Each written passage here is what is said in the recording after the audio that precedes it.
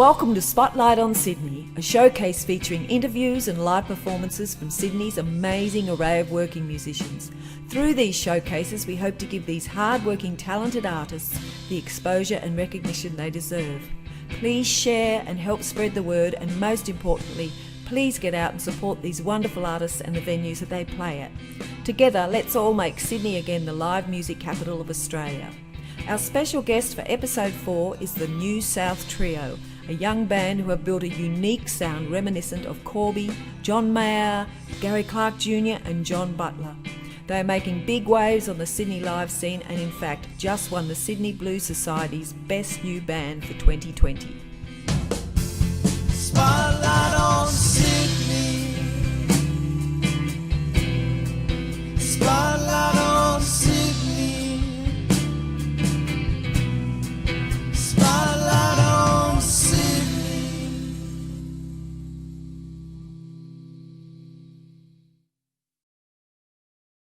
Welcome to Spotlight on Sydney, episode 4, Hey. the New South Trio. Thanks for having us. We have AIDAN Glover, Ed Rodrigues, alias Gonzalez, and Harry Thompson That's the one.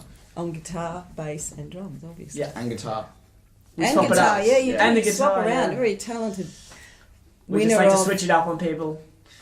Mid-set, they're like, was he? When I tie my hair back, they get off stage and we can like have conversations with anyone. And Yeah. They think we're each other. Lots Yeah. of twins.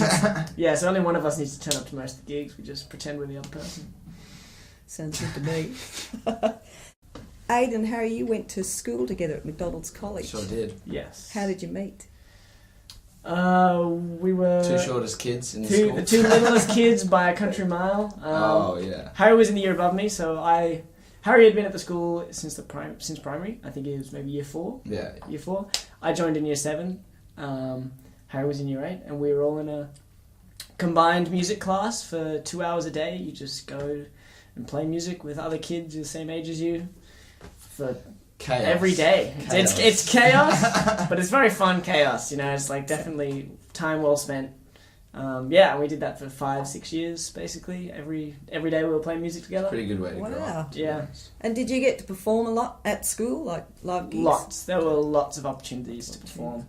That's probably my favourite thing about that school was they gave you plenty of opportunity to perform. I mean, for music was actually a little bit different to most other streams because they had ballet and dancing and acting, and they would have a showcase maybe once every 2 terms. Music always had a showcase every single Music term. stream was like super low budget but like high frequency. Of, Yeah, like, we shows, like, pumped it out. We loved, so every term is like we're learning a whole set of new songs and we're gonna smash through it. So yeah, we had lots of opportunities to perform.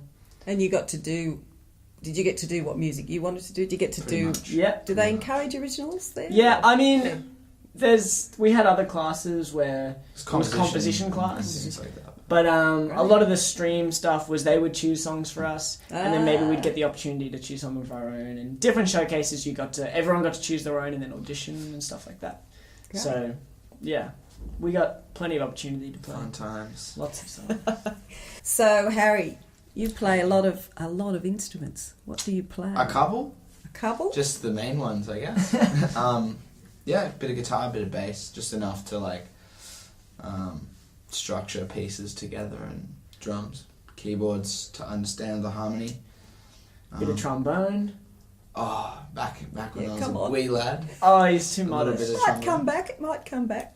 Oh, it does To every you. now and then. The brass trumpet is something I'm trying to get into now as well, because like studying jazz, it's like so different playing an instrument where the sound comes out of you instead of just like mechanically through your fingers. Yeah. And you do a lot of jazz. You're becoming getting in the scene there. I'm trying. Yeah. It's a big scene and it's a scary one as well. It's intimidating. What sort of jazz? What style?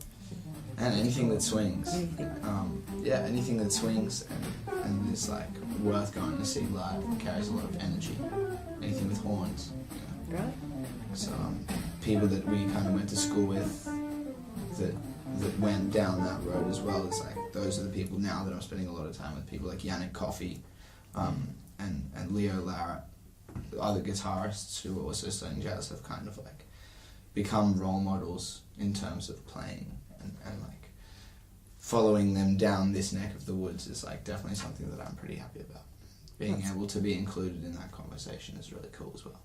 That's great. It's a great thing to learn. Jazz. It is. It's a tool. It's a foundation. Yeah, huge. And you play guitar, I believe, Aidan. I did. From the age of 9 or something. Apparently so, right? So Dad told me. Yeah. Yeah, I've been playing guitar since I was 9, I guess. Yeah. And you played with Ray Beadle and Yeah, Shane so and people like that. I've been very lucky to perform with people like Ray Beadle. I love Ray Beadle. Like, he's honestly, I can't say enough good things about him. He's such an inspiration for me. I really love blues guitar. And Ray is one of, like, to have a homegrown dude that you can just go see. Like, I'm so lucky to be able to go see somebody like him that'll perform like it's nothing, you know, and drives trucks. And he drives trucks for a living, you know what I mean? Very And down to earth. Oh, he's so humble, he's so down to earth, and he's an absolute killer player. And you went to New Orleans. What did you do there? I was. Well, the story sort of starts a little bit. A few years ago, maybe 3 or 4 years ago, we played at the Threadbow Blues Festival, and we met the amazing bass player Charlie Wooten when we were there, and he gave us some hot tips when he first heard us play. You just gotta tighten that He's shit like, up, he called me up and he goes, "Hey boys, you're sounding real good. You just gotta tighten that shit up." And I was like, okay, I'm taking note of that. I'm definitely taking note of that, because he is definitely a very, very tight player. He is always playing in the right spot. And yeah, I had the opportunity when I was overseas with my family in New Orleans to hang out with Charlie Wooten and have a play with him and hit the town and go to wherever he wanted to go at like 3 in the morning in New Orleans, which was pretty awesome. Oh, absolutely. It was very, very good experience. Awesome. And Ed. Yeah. I know Ed. He's played with a lot of people. Yeah, I've been lucky. You've been You're sort of they're holding you up as the next generation of jazz performers, which is jazz drummers, and I think that's probably right. Yeah, I'm not sure about that. Yeah. When you've got a bachelor's of jazz. Yeah. I've got the bits of paper that say, you know, you're allowed to play music. It's hard stuff. Yeah, I did bachelor's, honours and masters at ANU, at the School of Music there. I did that over 5 years. Yeah, it was 5 years, I think. And I loved it. It was great. And while I was there, I got to play with, you know, amazing people. I played with Don Burrows a bunch of times. Oh, awesome. When he would come into Canberra, and Kevin Hunt would be on piano, and just like so many people through the time. Have you played with a jazz orchestra or that sort of thing? Yeah, I was lucky enough to play with the Kinetic Jazz Orchestra. We did a lot of ensemble playing through university. There was big band, commercial ensemble, like all different sorts of variations of jazz ensembles, modern jazz, like more old school sort of stuff, traditional sort of stuff. And worked in the Kinetic Jazz Orchestra, which was conducted by Mike Gibbs, who's a really amazing composer, and we got to do really special stuff like play, you know, Gil Evans charts that were sort of not I don't think they'd been performed before. And this is where you're saying that he went over to Gil Evans' house. He was allowed to go over to his house and dig through his old scores. Dig through the old scores. That is a score, dude. And then jackpot. We ended up playing them. I was lucky enough to be the drummer. There was a couple of times where I was fortunate enough to play alongside other Sydney drummers like Dave Goodman, and that's one that really stands out. Dave's a really great guy. Yeah, and, fantastic. It was like sort of a double drummer, with a big band. Yeah, it's a different thing, big bands, isn't it? Yeah, it's not really my home, but yeah, I much prefer the intimacy of sort of a smaller ensemble. Oh yeah, but it kicks you up a bit. Yeah, it kicks yeah. you into a different gear, It different level. takes you into a completely different Yeah. space, and yeah. Which is so. I guess with all these jazz running through, I can hear it. So that's a big influence on you guys with your music, because I know your blues, rock. I mean, I don't like to pigeon it, but there's definitely a jazz. Percussive, I mean, I'll definitely say like these two, especially big influence. big influences, and also like, yeah, definitely. I like the difference in our playing. There's just intangible things that Yeah. like, that side of like spending time playing jazz and trying to unlock that is like the intangibles come through to other things sometimes more than maybe it's just like it might not translate like directly in like your playing and the notes you choose to play and how you improvise, but like how you cue and like the telepathy that you have.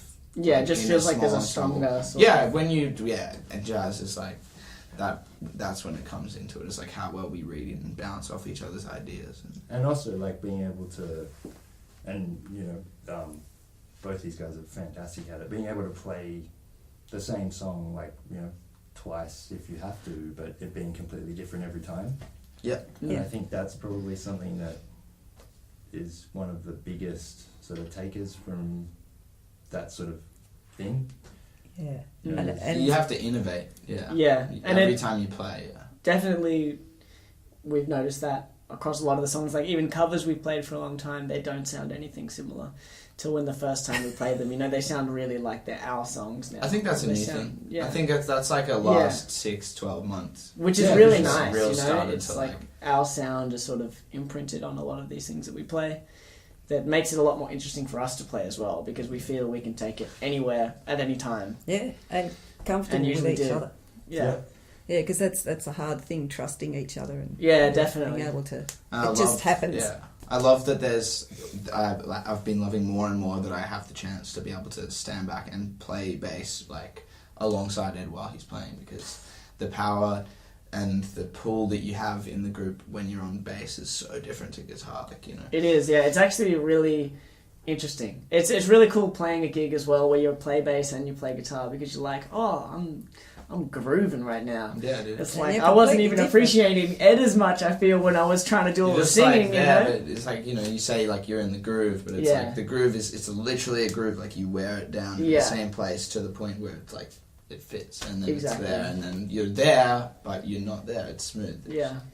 I And even when it's not there, you get back at one time.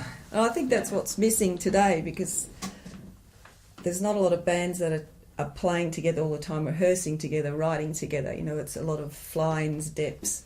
That's the way it works now, and you're playing Yeah. in 10 different bands, which is still great. I mean, you have to do that to learn. But to have three guys that are so tight and so Yeah, I agree. listening to each other. Definitely, playing with as many people as possible is amazing, because you learn so much from playing with other people, and it's, very challenging as well, but it's also nice to come sort of home to playing with these two Put the dudes. slippers on, yeah. Yeah, and it's like, Yeah. oh man, this is breezy. It's always a challenge. We're always pushing each other, but it's definitely, there's a lot of trust in how we play, and we That's definitely. great. How did you meet Ed? How did you team with these two? Oh man, We met at the BED jam session that we used to run. Oh, yeah. you guys known each other for longer than I have. Yeah, we sort of knew each other through Aidan's parents, who would come to a lot of shows. Avid live Yeah. music. Yeah, amazing supporters of live music. And a Amazing member people. of Amazing, Sydney Blues yeah. Society. Exactly, yeah, yeah. Man. Sash Gremlins. And yeah, a huge man. part of the Sydney music scene, if you ask Yeah, me. exactly, yeah. So yeah, it used to be every Tuesday. Yeah. That's sort of what I remember. Is every Tuesday we'd go down to bed in Glebe, and it would be George Regatas, Ed Rodrigues, Casey Yeah, Golden, Casey. That's right. and it would be Stacked get up and have a jam, and it would always be very daunting, because I'd be like, oh my goodness, I'm playing with all these people. This is really, really freaky. And at the time, I think we may have been playing in a band already, or a previous form of this band.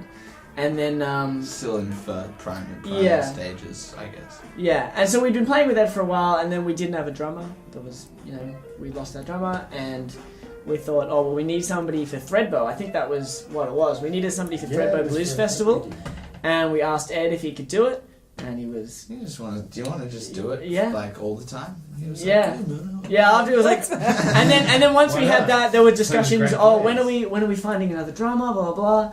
And Harry and I were both pretty much like, I Just don't think have we Ed. need another drummer. I think Ed is just the bill. Like, I didn't want to just play for the novelty of having young people in the band. It's like, can we just like go past that, and it's more important Yeah. who we have in the band rather than it's like, oh well, then they're adults, like they're not a kid. It's like so. yeah. But It young works, and they sound creativity. good. Oh, exactly. And You know. yeah, Ed brings so much. Plus, you got to the new this, school yeah. with the slightly older new school. You can say old, it's You fine. can say no. but I Middle would school. consider you Not old as school, old. Yeah. Yeah. You got like the, you got the preparatory versus Yeah. the elementary Oh, school. man. I mean, for me, I learned like so much playing with you guys, and it's It is.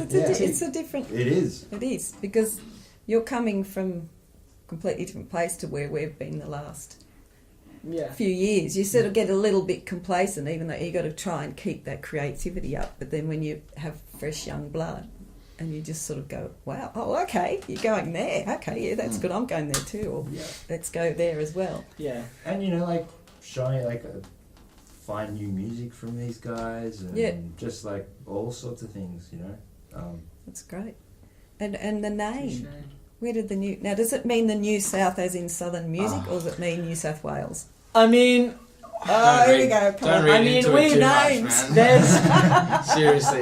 There is debates online. there's been this. Yeah, the name was up for great debate, and look, we're not the greatest at deciding things, just in general. Names are... But I mean, we were the New South for a while when we had 4 people in our band, and then we had a keyboard player who was no longer with us, and so we're like, He's what alive. are we gonna? He just- Yeah, no, he hasn't passed I was away. thinking the same He's just thing. no longer with the band. Yeah. And then it was, do we change the whole name? And then just New South Trio, just Yeah. put a trio on the end. But yeah, no, the New South. I mean. So it Guess didn't it's just a mean any- reference it to didn't sort of New mean South any Wales where we New grew South up, Wales, really. yeah. Okay. No reference to. I thought it might have been the New I mean, if South you want to music. think about it, it's like you think about it, it's blues, and it's like Yeah. Southern America. Like when I say Southern American, like Southern states, like Yeah. that like New Orleans blues, like. Texas Blues. But it's like Yeah. if you want to read into it like that, but to be honest, when we It came just- up with it, it was just like, can we just fucking call the band? Can we just something figure out a like- name for the band? It doesn't Oh. sound that dumb, so we could use it. Yeah. We had some worse band names before that. Oh man. Oh, come on. We had Just Us. That was a. Oh, dude, yeah, what about no. Vicious, man? Well, we Vicious had. is alright. Well, yeah, this is so interesting story about Vicious is the first gig we ever did. I guess it was also a sort of different collective members It at was. that time. I wasn't here at all. No, neither was Ed, so I guess it was just me. But anyway, the first gig So we you're ever watching, had. you're watching. Where's the camera? You're watching the AIDAN Glover show. Yeah, right? essentially, Aidan's right? going to talk about his life. Founding for 30 minutes, member. and we're going to sit here and play chopsticks. So our first real big gig was the Petersham Battle of the Bands, Oh, okay. and where we turned up and we didn't have a name beforehand, and you needed a band name, and so I think it was literally we were just on the train and there was big spray paint on the wall that said Vicious, and I was like, well, that's it, just pick that and Edgy. decide, we don't care what it is, and then we're thinking Vicious sounds a bit too like full on name Heavy for like metal some or nice something. blues we're going to be playing, but Metalcore. yeah, metalcore, but. Definitely need. But yeah, All female band. Vicious, Just Us, the New South Trio. Yeah. And it's set in stone, not changing it. It's good. Yeah, no, Oh, it's all well, I good. did want to talk. It's printed on too many things. Yeah, true. So when you first started gigging in Sydney, because it's the scene now, pre-COVID, Mm-hmm. is sort of like you've got to get a gig against Rob Zeus and Ray Beadle. I mean, they're all playing around in the same venues. So Yeah. how did you approach that? I mean, Do you mean now or pre? no, back before. Well, I mean, a lot of the first gigs we did were supports for people. So like we played support for Ray Beadle at the Basement, which was amazing, and Yeah. you know, just to be able to share the stage with names like that and Rob Zeus and Shane Pacey and you know. I feel like it's like those guys were all doing those gigs, and you might consider it in the sense that we had to compete with those Yeah. people. Well, But to be yeah. honest, it was kind of like their presence there that actually made it possible for us to even get there. Yeah, Because exactly. we knew them, obviously, Yeah. like, you know, we support them and we went to see them and we idolized them. And Mm. they knew that, and they would, like, kind of Appreciate grab that, us and be yeah. like, get on stage and, like, do Yeah. something, Oh, or, that's like, great. come and play. And So very supportive. Yeah, and we've had amazing people help us out. Like Davo Festa is a unbelievable man. Can't Father say Dave, enough. yeah. Father Davo, honestly, he got us our first gig at the Basement. He's played with us when we didn't have a drummer up at the Windsor Blues and Roots. James Glendenning got us that gig, and James Glendenning, another great, awesome person that's helped us out so much with loads of gigs and just great dude. Yeah, because it's and may I say you won best new band, the Sydney Blues Yeah, Awards. best young blues band. Young blues band. I mean, that's, we won. We won. You won. We did it, boys. Did it. Just can we retire now? That's it. Pretty I didn't much. get to make a speech though. I feel Like- like I never got a check. Check. you'll be waiting a while. Just invoice Hugo, man. So, have you had any gigs that went wrong or that were hard? Plenty. You know, plenty of gigs that feel very hard. You know, especially, yeah. Do do they treat you because you're young? Do they have they treated you? For the most part, we've been treated very well by a lot of musicians, a lot of people. But I mean, there's a few people that have, you know, definitely feel like they're out to prove something to you, or to prove that they, you know more than you. Which is like, we know that. We know we don't know everything, but yeah, I remember one in particular. Harry and I, this was a few years ago. We were waiting to play at the Botany View. Yeah. They snuck us in for the jam because I think we were under 18. And we were standing at the back of the Botany View, and Lockie Doley, I believe, was playing at the time. Yeah, Lockie man. Doley, Dave Festa, and I can't remember who was on bass. But yeah, we had somebody. We were out the back waiting in the sidelines, so we went up I to don't the even know bar. his name, man. Yeah, and this guy came up to us and was just telling us how, you know, or what would we know about the blues? You know, we're too young to know I anything. am the blues. Yeah, he said, I am the blues, and nobody can stop me. And then he started playing harmonica. And then he started shit. playing harmonica, like, to us, and we're just like, sitting there like, yeah, man. yeah, buddy, okay, buddy, like, that's great. And Wow, I'm the blues. That's a yeah, really. I mean, too young to know that. yeah, I mean, I know, but then we got up and we played with Lockie Doley and we played Voodoo Child and we thought, yeah, we can play the fucking we- blues, yeah. So it's yeah. not about. Yeah, no. no, exactly. It's I can think feel it, you even can play with classical music, because I Mhm. grew up with classical music, and I always liked the dark pieces, right. the real Yeah. sort of, you know. Mm. My mum would say to me, "Why don't you like the pretty sort of stuff?" Yeah. No, I like, you know, Moonlight Sonata and all that really Yeah. dark, Yeah, yeah. bluesy sort of. Mm. And Ed, you were telling us about a episode Which one? a bit cold. Yeah, the coldest gig I ever did was The coldest gig. coldest gig it was like minus 20 or minus 22, and it was in South Korea in the winter, and it was for a festival called A Midwinter Night's Summer Dream. Midwinter's A midwinter night, night's summer summer's dream. So they had, the theme was, All I got from it was winter. the theme was summer, but it was minus 20, so they had Yeah. like, there were people who had it worse than us, people that had to work, like, they had people in swimsuits Wow. walking on catwalks and stuff, and yeah, that was pretty crazy. But yeah, it was really cold. Like, it was cold enough that if I left a bottle of water outside my room for an hour, I would come back and it would be Be like frozen. solid. Yeah. How did you play though? Or did that keep you warm? I was wearing. I remember I bought a suit that was about 2 sizes too big, and I was wearing everything that I had in my suitcase underneath my suit. That's the way. And I tried playing gloves, but that didn't really work. And yeah, just sort of, there was some heaters on stage that weren't doing much, and it was just one of those moments where you had to push through. Everyone was Trumpet players just got icicles of spit coming out. Yeah, Like, everything. gone. The trumpet was freezing up, and everything was out of tune, and Oh yeah, it would be. yeah, it was. Yeah. It was fun. It was one of the. How long greatest did you have to tours. play for? We did hour sets. Wow. Yeah. And what about great gigs?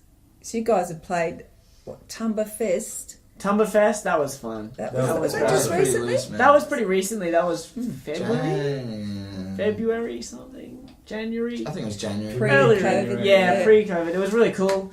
It was interesting because we drove, it was 6 hours drive or something to get there. And it's sort of, country towns the whole way, and you see a few people as you drive through and whatever. And then as soon as we got into Tumbarumba, the streets were just packed. At like 11 o'clock at night, we turned up, and we the got there when the streets rodeo were was happening. packed. The There was a rodeo was rodeo on. happening. All the bars were full, and we were like, I guess this is where all the people are. Like, Heaven. that's awesome for us. Club Motel, mate. The Club Motel did us right, and yeah, we turned up and we played in this awesome, massive stage with loads of people. It was really cool. Beautiful cool sound. place. You've done a lot for a young band. I mean, you played Threadbow, Sydney Blues, Sydney Blues, yeah, Windsor Blues and Roots. all the Um, venues around, Lazy yeah, Bones and all the Fun venues. ones, man. one gig in particular that I recall very well. We had a corporate gig that my dad's friend said, "Oh, my company's organising a big event, a big luncheon or whatever for all these people, and they need a band," and so they got us to play the band. They booked us, and we were like, "Wow, that's great!" So we're thinking we're kind of meant to be a little bit background music, a little bit, it's a corporate event. You're not the main attraction. Yeah. So we turned up and we played maybe 2 or 3 songs of background music, and then we thought, we may as well just play whatever we want. So then we just sort of went for it, and we just, played all of our stuff and played as if it was Woodstock, I guess, and everyone really liked it because they'd never been to a corporate lunch where there was this band that was just going off, We had a really, really fun Was time. that Adelaide? Or was No, that this was Hilton?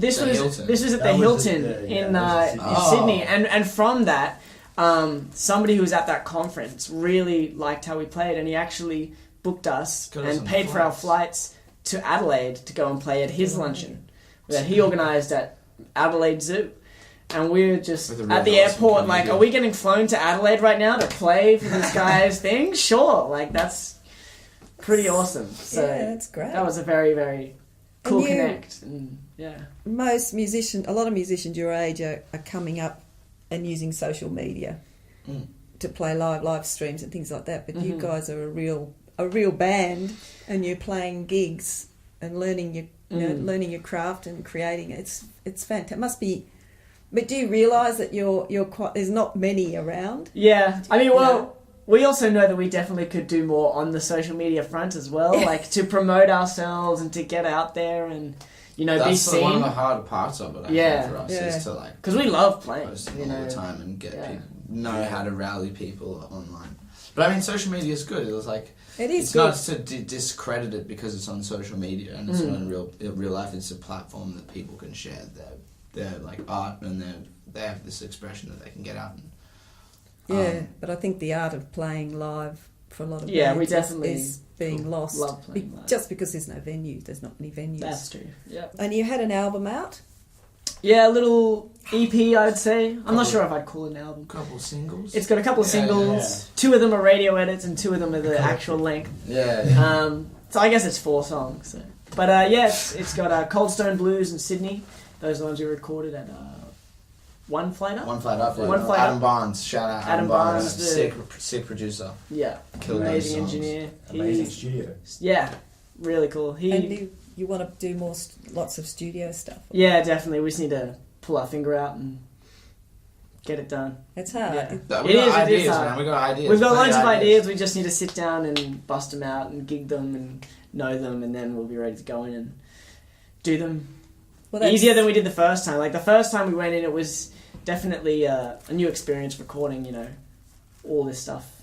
We thought we were going in there thinking, oh, a whole day's work, maybe we'll do 3 or 4 songs. And Ed, straight away, I remember, was like, alrighty, boys.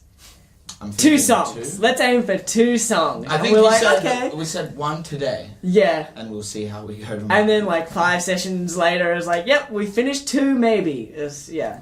But now definitely having that experience, going back into it will be a lot easier, I think, and be a lot more prepared and be able to take advantage of it a little more. Yeah, Spend definitely. time doing other other things than just figuring out the song. Yeah. And do you think you'll have guest artists? You've got doing a new album now, aren't you? Yeah, we've sort of got a lot of songs in the works Horns. right now. Horns, man. Horns, you like They're on horns? their way. You gotta have live horns. Horns and guitar is good. Oh. It's good actually. Horns on anything. Yeah. Are you Real- going to play? Real. If you play trumpet. Come on. I know too many people who would absolutely kick ass on the saxophone or a trumpet for me to even like consider pulling it out on stage. At this level, it's like the people that are walking around the venues we're playing at, you'd pull out the trumpet thinking that you're doing something cool, and then friggin' Simon Sweeney walks in and you're like, shit, dude, I need to put this thing away, man. You know what I mean? Harry's modest. He can play the trombone like a... But we'll get some horn players. Yeah, And we'll great. do some cool stuff. Do some. So, with the way it is now, with Lazy Bones and Django Bar and all these places are having like sit down dinner type shows, Yeah. and your stuff's very free and very sort of Yeah. but it's working. I Yeah, believe. yeah, It's interesting. I mean, we play at Butcher's Brew as well. Yep. Fair bit. And that's all sit down. And yeah, it's nice. It was nice having people that could get up and have a dance when you're really going off and you're really feeling it. But I think as long as we are feeling it and we're playing and we're enjoying it, I think the audience are enjoying it. We can tell that as well, Yeah. regardless of whether they're... Well, they're listening. Yeah, which is, exactly. To me, is more Dude, I mean, important it's than like, dancing. considering the context of what's happening worldwide, it's pretty cool that people are willing to put even go out clothes to a on, gig. shoes Yeah. and socks on, and like leave the house Yeah. and be in public just so that they can listen to music and stuff. Maybe they have pretty to cool. sit down, but you get a beer, and you get Yeah. a pizza, and you just, And hopefully it'll get better. it's there. What do you feel about? Because I mean, you don't really know about the 80s or the 90s and Very how little. big it was.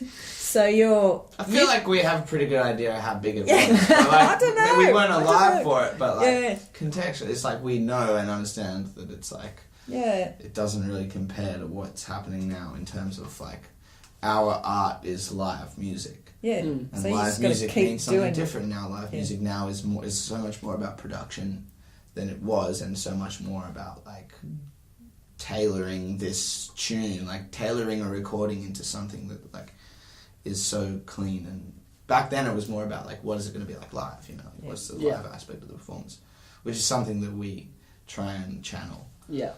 Which- Especially even in our original music, for sure. Like Yeah. the recordings often don't sound how we play it live 6 months later, and I really like that.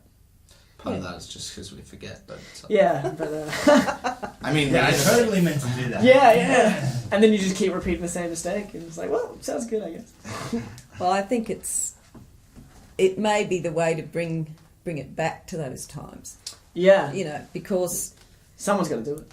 yeah, you may be paving the way. Because I know there's some a couple of indie bands around, and there's rock bands and the metal sort of things, and it's just I think if anything's going to do it, to be honest, it's going to be indie. It's going to be indie rock, because that's probably like, aside from hip hop, like indie rock is like the highest growing genre of music across like young people that are our age that listen and actually still want to go and listen to live instruments like guitars, bass, and drums. Yeah, So like excluding programmed music and like things that have electronic drums and things like that, I think indie rock is where like that is gonna, yeah. at least there's gonna be a boom in people our age for sure. Think about it, like And there's a lot of Sticky influence Fingers. in that sort of stuff that we write as well. I feel, we wrote a song like a couple weeks ago, and we got to the end of it, and we're like, I have no This is idea an what indie genre rock this song. is. This I is guess not a blues, it's an indie, rock song. alternative, yeah. as wide as I can make this It's just- category. Yeah, what's the Vegas? What's the label Vegas that I name can I can think of? choose? Yeah, and I know you don't like to be No, yeah. pigeonholed. I mean, I definitely. I wish I knew- could. I wish knew I'd be like, some that's rock what it is, but I don't even know. Yeah, sometimes it'd Yeah. be great to just be like, yeah, we fit. What do you this play? box. I wish I could explain it in This. words. It's, Yeah. 3 words, like this instrument, this genre, this what Yeah. we do. But it's like it's a bit harder to explain than that. Well, Yeah. you get told often, like radio stations will say something to you, and you go, really? Really? Yeah. That's what you thought? Oh, Oh, what? I guess we didn't convey any of that. Yeah, you have to go Yeah. back and listen and go, no, I don't know where they got country from. I think we've had punk one time. People were like, "You're a punk band," and we're like, "What? Well, like, come on, man. Punk? Yeah, no, I don't hear Like, that. yeah, God save the Queen, but What's next? keep getting better. Keep practicing. Besides getting good. Yeah, getting good. One of As these the famous days, I'm actor sure said. it'll happen. The daily routine of waking up, making a coffee, and hoping that you'll discover something new Yeah, on man. your instrument. Yeah. And better and a new album Yeah, on the cards. that's definitely Building goal. towards that. definitely Being building towards curated. that. Being curated as we speak. We just need to write some more songs. But yeah, no, we have a few songs in the bank and ones we're working on, and yeah, I think after That's some good. refinement and some gigging of them, we'll definitely be very keen to release a full album. Yeah. We're not going to rush it out. No. Well, it's been great talking to you guys, and I wish you all the best, because I think, you're just coming leaps and bounds, and the stuff you're doing, the jazz and the whole creative thing that you're doing is spot on. The vocals, I love the harmonies. I love to hear harmonies. Harmonies is, you don't hear it much in blues, you don't. Yeah, that's Not true. a lot. Okay, so what songs are you going to do today? We've got 3 originals. Probably Yeah, the first man. time we've done an all-original set. The first 2 songs we were going to play are from the previously mentioned EP that we've recorded. Cold Stone Blues, which Harry was the lead writer on and plays lead guitar and sings. Sydney, I play guitar and sing on that one. And then the final song will be Ferris Street, which is a song we came up at the Piedmont Bridge Hotel. And We came up short. That's what we came up short of time and needed a song, and we Wrote it live, jammed it out, and sort of been developing it ever since. We've played it a lot of times where we just thought, let's fill this spot with this song, and so this will be the first It'll recording be of different today than it was yesterday, and the next time we play it'll probably be different again. that. Yep. That's Fantastic. fine. Sounds great. Well, thank you very much for coming, guys. It's been really interesting. It's really interesting. Thanks for having Pleasure's me. all Thank ours. you. All the best. Thank you so Thank much. you. New South Trio. The New South Trio. Yeah, Yeah. baby. TNST.